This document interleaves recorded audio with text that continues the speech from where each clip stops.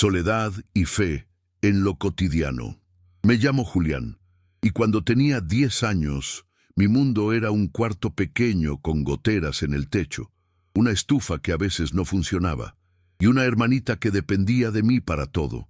Vivíamos en las afueras de Rosario, en una casita prestada por una tía que apenas venía a vernos. Mi papá había sido arrestado el año anterior y desde entonces mi mamá se levantaba cada día a las 5 de la mañana para limpiar casas en barrios donde los vidrios brillaban más que nuestros platos. Yo no entendía del todo lo que había pasado con mi papá, solo sabía que no estaba y que no volvería pronto, así que trataba de no preguntar, porque cada vez que lo hacía, los ojos de mi mamá se llenaban de un silencio que pesaba más que cualquier respuesta.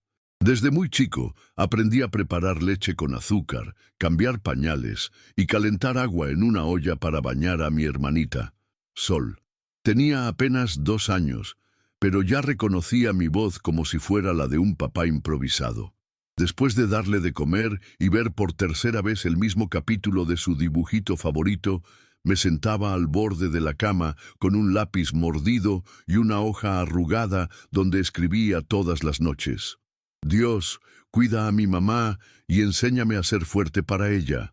No sabía bien cómo funcionaba eso de hablar con Dios, pero lo hacía como quien deja una linterna encendida en medio de la oscuridad. Era mi forma de no quebrarme, de aguantar otro día sin llorar. Los días se parecían entre sí, como si alguien los hubiera copiado con papel carbón. Me levantaba, le preparaba algo a Sol, y luego trataba de hacer las tareas del colegio mientras ella dormía o jugaba con una muñeca sin un brazo.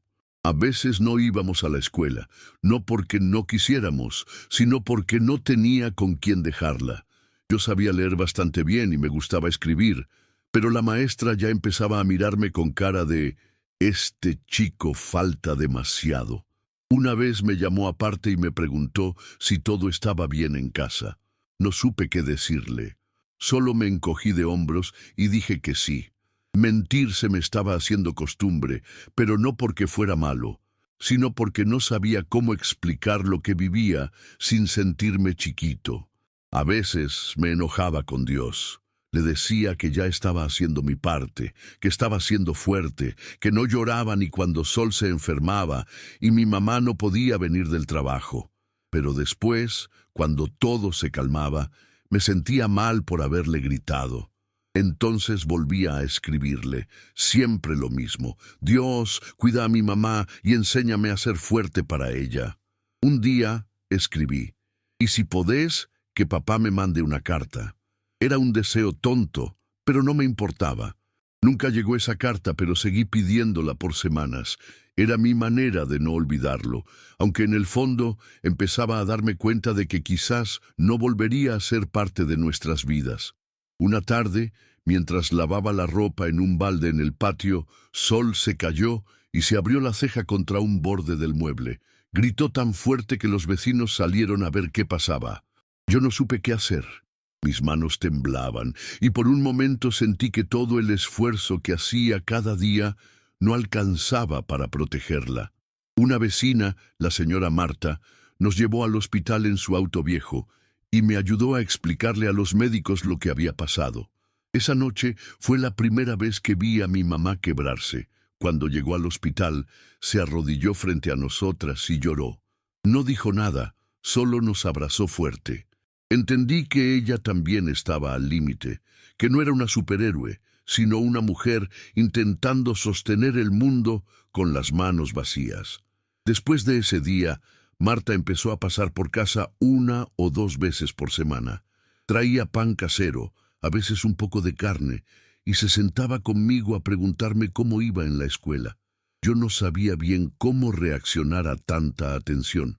No estaba acostumbrado, pero con el tiempo empecé a sentir que no estaba tan solo. Marta nunca hablaba mal de mi papá ni preguntaba demasiado. Solo me escuchaba, me dejaba hablar. Me regaló un cuaderno nuevo, con tapas duras, y me dijo: para que sigas escribiendo esas cosas lindas que sentís.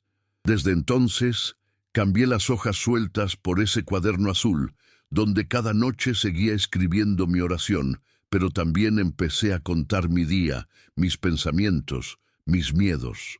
Una noche, después de escribir en el cuaderno, me animé a leerle a Sol una parte. Era un pedacito donde hablaba de ella, de cómo se reía cuando le hacía cosquillas en los pies, de cómo se tapaba los ojos cuando algo en la tele le daba miedo.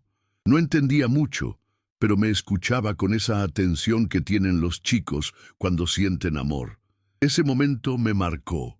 Me di cuenta de que escribir no solo me ayudaba a mí, sino que también nos unía. Empecé a inventar pequeñas historias para ella, mezclando cosas de nuestro día con fantasía. En esas historias, mamá era una guerrera que luchaba contra monstruos de polvo y tristeza. Papá era un pájaro que volaba lejos pero mandaba señales desde el cielo. Y yo era un escudero con un cuaderno mágico.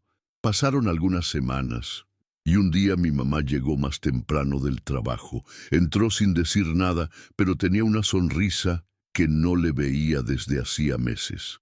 Se sentó en la cama y nos dijo que una de las señoras para las que trabajaba necesitaba a alguien de confianza para cuidar a sus hijos después del colegio y que le ofreció pagarle más y con horarios más estables. Nunca la había visto tan aliviada. Esa noche, en mi oración, escribí: «Gracias, Dios». Hoy mi mamá sonrió. Fue una frase simple, pero me costó no llorar mientras la escribía. Empezaba a entender que no todo iba a estar bien siempre, pero que algunas cosas, poquito a poco, podían mejorar. El cambio en el trabajo de mi mamá trajo aire nuevo a la casa. Ya no llegaba tan tarde, y a veces incluso cenábamos los tres juntos. Seguíamos sem ter muita coisa na geladeira, mas aquele tempo juntos era como um banquete. Ela começou a perguntar mais sobre a escola, sobre Sol, e até leu algumas das coisas que eu escrevi no caderno. Chorou em silêncio quando le mostrei la oración que repetía cada noche. Me abrazó fuerte y me dijo: «Sos más fuerte de lo que cualquier adulto que conozco, Juli». Esa frase se me quedó grabada como si me la hubiera dicho Dios mismo. Era la primera vez que sentía que alguien veía todo lo que hacía, todo lo que aguantaba sin quejarme. Un sábado por la mañana, Marta me llevó con ella a una biblioteca del barrio. Era chiquita, con estanterías torcidas y olor a papel viejo, pero para mí fue como entrar en otro mundo. Me saqué un carnet de lector y empecé a ir una vez por semana. Leía de todo: cuentos, libros sobre animales, hasta cosas de historia. Escribir se volvió más natural, más fluido. En el cuaderno ya no solo escribía oraciones, también reflexiones, ideas, sueños. Una vez escribí: «Quizás cuando sea grande quiera ser escritor, o maestro, o las dos cosas». Era apenas un pensamiento, pero me hizo sonreír. Por primera vez me imaginé un futuro que no era solo sobrevivir. Los meses siguientes no fueron perfectos, pero sí diferentes. Empezamos a construir una rutina que, aunque humilde, nos daba cierta paz. Sol crecía feliz. Mi mamá descansaba un poco más, y yo sentía que había una fuerza dentro mío que antes no conocía. Una tarde, después de ayudar a Marta a acomodar unos libros en la biblioteca, me dijo: «Vos tenés un corazón enorme, Julián. Lo que haces por tu familia es admirable». Me sonrojé, no supe qué decir, pero esa noche, en lugar de escribir mi oración habitual, puse algo distinto en el cuaderno. «Gracias por darme fuerza, Dios. Pero ahora sé que también la tengo dentro mío». Aún conservo ese cuaderno azul. Las páginas están arrugadas, algunas manchadas de leche o de lágrimas, pero es mi mayor tesoro. Me recuerda que, incluso en los momentos más oscuros, hubo pequeñas luces: una vecina amable, un cuaderno regalado, una sonrisa de mamá, una historia inventada para mi hermanita. Y sobre todo, me recuerda que la fe no siempre viene del cielo. A veces crece despacito entre las manos de un niño que solo quería ser fuerte por amor. Hoy tengo 17 años, sigo escribiendo y sueño con publicar un libro algún día. Pero más allá de eso, aprendí que la verdadera fortaleza no es la que grita, sino la que cuida en silencio, día tras día. Pequeños actos con gran fe. Mi nombre es Andrés y tengo 19 años. Vivo en una ciudad pequeña, donde las cosas no suelen moverse muy rápido y la vida parece tener un ritmo más tranquilo. Desde hace algunos años me he encargado de mis estudios y trabajos, pero nunca imaginé que una de las lecciones más grandes de mi vida vendría de un niño que vende dulces en el autobús. Todo ocurrió hace aproximadamente un año, cuando me dirigía a la universidad. Era un día normal, ni frío ni cálido, pero esa tarde algo dentro de mí cambió de forma inesperada. Subí al autobús como todos los días, buscando un lugar para sentarme y seguir con mis pensamientos. En la parte trasera vi a un niño pequeño, tal vez de unos 10 o 11 años, que llevaba una caja de dulces. Estaba algo sucio, su ropa no era de lo mejor, y su rostro mostraba una mezcla de timidez y determinación. Se acercó a mí y me ofreció un dulce por unos pocos pesos. Le compré uno y le sonreí agradecido, como lo hacía con todos los niños vendedores del autobús. Pero esa tarde algo en él me hizo prestarle más atención. Mientras me daba el dulce, me miró fijamente y con una sonrisa pequeña dijo: «Gracias por comprarme el dulce, pero también quiero darte algo». No entendí bien a qué se refería, ya que no era común que los niños vendedores ofrecieran algo a cambio. Entonces sacó de su pequeña caja un trozo de chocolate envuelto en papel plateado. «Es para ti», dijo con una mirada sincera. Me sorprendió, pero no tanto por el gesto en sí, sino por la simplicidad con la que lo ofreció. Sin esperar nada, simplemente lo hacía. «¿Por qué me das esto?», le pregunté mientras tomaba el chocolate de sus manos. Él respondió sin dudar: «Porque Dios también me regala cuando menos lo espero». Al principio no supe qué decir. La sorpresa fue tan grande que apenas pude articular algo coherente. Yo, un joven que ya había visto tantas injusticias y sufrimiento en el mundo, me estaba viendo frente a un niño que, sin tener casi nada, sentía el deseo de compartir. Pensé en mi vida, en mis luchas diarias, en mis pequeñas frustraciones y todo lo que me parecía que me faltaba. ¿Cómo podía este niño con tan poco tener la capacidad de dar tanto? Fue una lección de humildad que me dejó sin palabras, pero al mismo tiempo sentí una conexión profunda con él.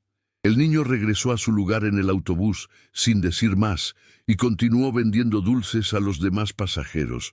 Yo me quedé allí mirando el chocolate en mi mano sin saber qué hacer. Era solo un trozo de chocolate, pero para mí representaba algo mucho más grande. Me di cuenta de que ese pequeño acto de generosidad, algo tan sencillo, estaba tocando algo muy profundo dentro de mí. La lección no estaba en el chocolate, ni en el gesto de dar, sino en la razón detrás de todo eso: la fe. Él lo hacía porque creía que lo que daba volvería a él de alguna manera, y eso me hizo pensar en la forma en que yo vivía mi vida. Esa misma noche llegué a casa y me senté en el sofá con el chocolate frente a mí. Reflexioné durante horas sobre lo que había ocurrido. ¿Qué hacía yo por los demás? ¿Por qué me resultaba tan difícil ofrecer algo sin esperar nada a cambio? El niño en el autobús había hecho algo que muchos adultos aún no sabían hacer: dar sin reservas, confiar sin miedo. Entendí que lo que realmente me faltaba no era más dinero, ni más objetos, ni una vida perfecta. Lo que realmente me faltaba era esa fe, esa capacidad de dar y recibir sin preocupaciones, sin miedo a perder. Ese niño, con su actitud, me había mostrado lo que significaba tener fe en los momentos más simples de la vida. Durante los días siguientes, no pude dejar de pensar en lo que había aprendido. Cada vez que subía al autobús, miraba al niño con más atención, y aunque nunca volvimos a hablar, sentía que algo en mí había cambiado. Empecé a darme cuenta de que la vida no se trataba solo de recibir, sino de dar, de compartir lo que tenemos, ya sea material o emocionalmente. A veces pensamos que no tenemos suficiente para dar, pero la verdad es que muchas veces lo que necesitamos no es algo material, sino una actitud de generosidad. Comencé a tratar de aplicar esto en mi vida cotidiana, ayudando a mis amigos, a mi familia y a cualquier persona que pudiera. No fue fácil al principio porque no me sentía del todo preparado para dar sin esperar algo a cambio. Pero poco a poco empecé a comprender que dar es, en sí mismo, una recompensa. Una tarde, mientras caminaba hacia mi casa, me encontré con una mujer mayor que vendía flores en una esquina. Estaba visiblemente cansada, con las manos arrugadas por el tiempo y la vida difícil. Sin pensarlo, me acerqué a ella y le compré una rosa, aunque no necesitaba flores. Me sonrió, pero lo que más me sorprendió fue su mirada agradecida, como si ese pequeño gesto significara mucho para ella. Esa sensación de dar, de conectar con otra persona a través de un simple acto de bondad, fue algo que nunca había experimentado antes. Fue como si la vida me hubiera mostrado un camino diferente. Uno en el que los pequeños actos de generosidad tienen un impacto mucho mayor que cualquier cosa material que podamos recibir. Con el tiempo, entendí que la verdadera transformación no ocurría en los momentos grandes, sino en esos pequeños gestos, como el del niño con su chocolate. Me di cuenta de que en mi vida siempre había buscado respuestas en los grandes logros, en las metas que había trazado, pero la lección era clara. La vida no se trata solo de alcanzar grandes objetivos, sino de encontrar el valor en los pequeños momentos. A partir de esa reflexión, empecé a cambiar mi enfoque. Empecé a ver las situaciones cotidianas con una nueva perspectiva, buscando siempre la oportunidad de ayudar, de compartir, de dar un poco de mí a los demás, incluso cuando no era necesario. Ese niño, con su fe, me mostró que la verdadera riqueza no está en lo que poseemos, sino en lo que somos capaces de compartir. Cada vez que pasaba por esa misma ruta en el autobús, miraba al niño y pensaba en lo que él me había enseñado. Aunque ya no lo veía con tanta frecuencia, su lección había quedado grabada en mi corazón. Ya no pensaba tanto en lo que me faltaba, sino en lo que podía dar.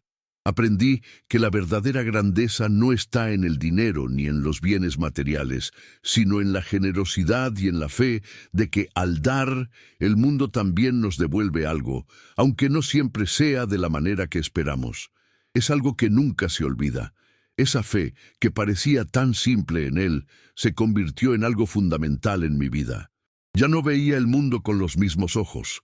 Aprendí que no importa cuán pequeña sea la acción, cuando se hace con fe, tiene un poder inmenso.